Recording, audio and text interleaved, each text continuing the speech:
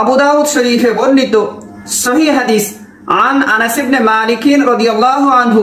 أن النبي صلى الله عليه وسلم قال إذا خرج الرجل من بيته فقال بسم الله توكلت على الله لا حول ولا قوة إلا بالله قال يقال حينئذ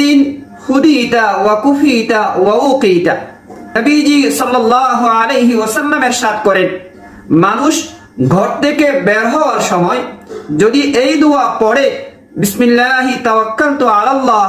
লা হাওলা ওয়ালা কুওয়াতা ইল্লা বিল্লাহ,